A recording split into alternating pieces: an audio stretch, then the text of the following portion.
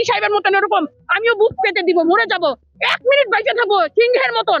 আর ওই 1000 বছর বিলার মতন কুত্তার মতন জিন্দিগি বাঁচবো না, 1 মিনিটের জন্য মরবো, কালেমা পরে মরতে চাই, আর কিছু চাই না। আর কিছু দেখছেন না সাহেব দুইজন জুলাই যোদ্ধা মারামারি করছে, এগুলো সব ভুয়া ভুয়া ভুয়া দেখে ভাইয়া আমার কাছ থেকে এই মাইকটা টেনে ছিঁড়ে নিয়ে গেছে। আমি তো জানি এখনো ফ্যাসিস্টের দোষর আছে ভাইয়া, এই জুলাই যোদ্ধার মধ্যে আওয়ামী লীগ আছে, ভুয়া আছে, কত দিয়ে আছে ভাইয়া, কারণ ওই যে টাকা দিয়ে করছে। আর ওই দেখেন এরকম ভুয়া দুর্নীতিবাজ দুর্নীতিবাজ যে সমন্বয়ক আছে তাদের পকেটে এখন কোটি টাকা চলে গেছে ভাইয়া। আমি হক কথা বলবো, হকের জন্য আসছি, হকের কথা বলেই এই আমাদের হাদি সাহেব, আমি কিন্তু হাদির মতো এক ধরনের বনি, কারণ উনি আমার দেশে, আমার হচ্ছে বাকেরগঞ্জ থানায় আমার দাদু বাড়ি, থানা হচ্ছে বাকেরগঞ্জ আর জেলা হচ্ছে বরিশাল আর নলুয়া হচ্ছে আমার গ্রাম। আর এই হাদি সাহেব হচ্ছে নর্থ সিটি ভাইয়া, তার মানে ওইভাবে হিসাব করলে ওনার রক্ত কিন্তু আমার শরীরে আছে, আমিও বরিশালের মেয়ে। উনি ভালো মানুষ যেরকম, আমিও ইনশাআল্লাহ ওনার মতন, আমিও আল্লাহ ছাড়া দুনিয়ার কাউরে ভয় পাই না, আল্লাহর কোনো মাকলুকে ভয় পাই না, ভয় পাই শুধু আল্লাহকে। 1 মিনিটের জন্য বাঁচবো সিংহের মতন, বিলারের মতন বাঁচতে চাই না ভাইয়া। আপনাদের কাছে একটা অনুরোধ, আপনারা দেশের স্বার্থে, দশের স্বার্থে, জাতির স্বার্থে, আল্লাহর জন্য, আল্লাহর রাস্তায়, মানে আমার এখানে যদি আমাকে কেউ মারে ভাইয়া, এখানে যদি কেউ মারে, আপনারা সবাই দেখে যদি পালাই যান, আপনারা মুসলমান না।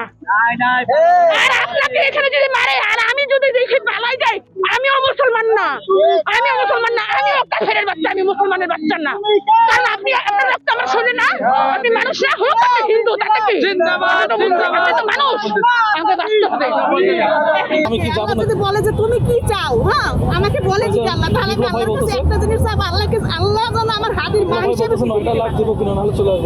আমি আমার গর্বে যেন হাদির মতো হাদি আমার আসে।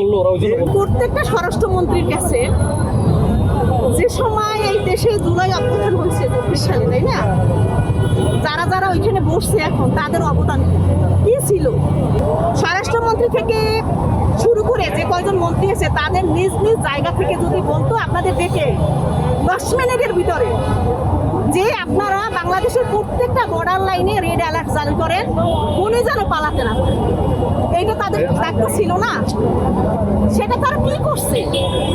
তারপরে হাদিতে এখন ঘুমাই আছে, হাদির তো এখন কোনো নিরাপত্তার দরকার নাই, হাদির জন্য তো আপনি আমি আমাদের মতো লক্ষ লক্ষ মা ঘরে বসে কান্না করতেছে, লক্ষ লক্ষ বোনের চোখের পানি পড়তেছে, কেন, এর জন্য কে দায়ী? হাদিকে হত্যা করা হয়েছে, সে তো ইনসাফের কথা বলেছে, সে সত্যের কথা বলেছে। আসলে এমন, সে নতুন বাংলাদেশের সকল রাজনীতিবিদদের চোখকে খুলে দিল যে এমন রাজনীতি করলে যারা শিখেনি তার মতো সততার রাজনীতি, তারাই তাকে হত্যা করেছে, তাদের সহ্য হয়নি। যে ছেলেটা ইনসাফ প্রতিষ্ঠা করার জন্য আপ্রাণ লড়াই করেছে এতটা দিন, সে তো কোনো অর্থের লোভ করেনি, কাউকে মারেনি, কাউকে কোনো ক্ষতি করেনি, কিন্তু তার একটা কারণ ছিল, সে সত্যের পথে লড়াই করেছে, দেশের মানুষকে ভালো রাখার জন্য লড়াই করেছে।